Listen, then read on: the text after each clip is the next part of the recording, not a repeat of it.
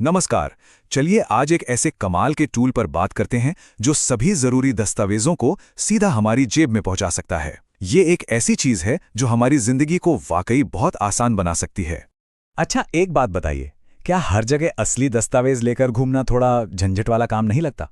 मतलब सोचिए, Aadhaar card, PAN card, driving licence, इन सबको हर समय साथ रखना कितना मुश्किल हो जाता है। ये एक ऐसी परेशानी है जिससे हम सब कभी ना कभी गुजरे हैं। तो इस समस्या का एक बहुत ही शानदार समाधान है, और वो है डिजी लॉकर। ये सरकार की तरफ से एक ऐसा हल है जो कागजी कार्यवाही के पूरे तरीके को ही बदलने की ताकत रखता है। तो सवाल उठता है कि ये डिजिलॉकर आखिर है क्या? देखिए, आसान भाषा में ये एक सरकारी डिजिटल प्लेटफॉर्म है। एक ऐसी जगह जहां कोई भी अपने आधिकारिक दस्तावेजों को ऑनलाइन एकदम सुरक्षित तरीके से स्टोर कर सकता है और जब चाहे, जहां चाहे एक्सेस कर सकता है। इसे अपने सभी जरूरी कागजों के लिए एक डिजिटल तिजोरी की तरह समझ लीजिए। और इसमें क्या क्या रखा जा सकता है? अरे लगभग सब कुछ। आधार कार्ड और पैन कार्ड से लेकर ड्राइविंग लाइसेंस, गाड़ी की आरसी और यहाँ तक कि 10वीं और 12वीं की मार्कशीट भी। सच में सारी जरूरी चीजें एक ही जगह पर।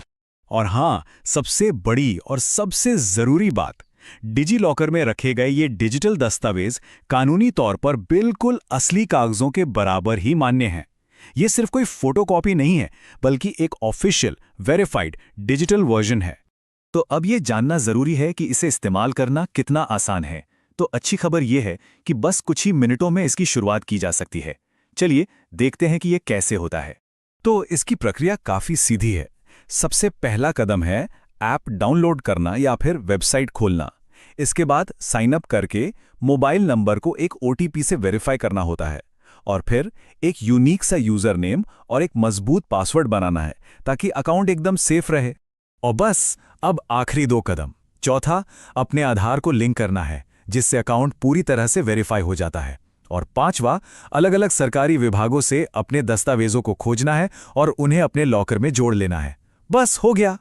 तो अकाउंट तो बन गया, लेकिन डिजिलॉकर की असली ताकत इसके दस्तावेजों को इस्तेमाल करने के तरीके में छिपी है। चलिए, अब जारी किए गए यानी इशूड दस्तावेजों का क्या मतलब है, इसे समझते हैं। यहाँ एक बहुत जरूरी अंतर समझना होगा। इशूड डॉक्यूमेंट्स वो होते हैं जो सीधे सरकारी सोर्स से आते हैं और इसीलिए वो कानूनी तौर पर हर जगह मान्य होते हैं। वहीं अपलोडेड डॉक्यूमेंट्स तो बस एक स्कैन या फोटो की तरह हैं, जिनकी कोई आधिकारिक वैधता नहीं होती। इसलिए ये याद रखना जरूरी है कि हमेशा इशूड डॉक्यूमेंट्स का ही इस्तेमाल करना है। तो जब इन ऑफिशियल दस्तावेजों को दिखाने की जरूरत पड़े तो क्या करना होगा? बहुत आसान है। बस ऐप के इशूड डॉक्यूमेंट सेक्शन में जाना है, जो भी दस्तावेज चाहिए उसे चुनना है और उसे पीडीएफ के रूप में डाउनलोड कर लेना है। इसकी असलियत को भी क्यूआर कोड का इस्तेमाल करके तुरंत वेरीफाई किया जा सकता है। चलिए, अब जब बेसिक बातें समझ आ गई हैं तो कुछ प्रो टिप्स और दूसरे अवसरों पर भी एक नज़र डालते हैं, ताकि इस सेवा का इस्तेमाल सुरक्षित तरीके से और इसकी पूरी क्षमता के साथ किया जा सके। देखिए, सुरक्षा सबसे जरूरी है, इसलिए कुछ बातें हमेशा ध्यान में रखनी चाहिए। हमेशा वही मोबाइल नंबर इस्तेमाल करें जो आधार से जुड़ा हो। अपना ओटीपी कभी भी किसी के साथ शेयर न करें और अपना यूजर नेम और पासवर्ड भी सुरक्षित रखें। ये छोटी छोटी आदतें डिजिटल दस्तावेजों को सेफ रखने में बहुत मदद करती हैं। डिजी लॉकर सिर्फ व्यक्तिगत इस्तेमाल के लिए ही नहीं है, बल्कि इससे बिजनेस के मौके भी बनते हैं। जैसे कि कॉमन सर्विस सेंटर यानी CSCVLEs इसका काफ़ी फ़ायदा उठा सकते हैं। वो छात्रों के लिए डिजी लॉकर आईडी बनाने, मार्कशीट डाउनलोड करने या DL और RC की डिजिटल कॉपी देने जैसी सेवाएं दे सकते हैं। इससे उनकी अतिरिक्त कमाई भी हो सकती है। ये समुदाय की मदद करने और अपना काम बढ़ाने का एक शानदार तरीका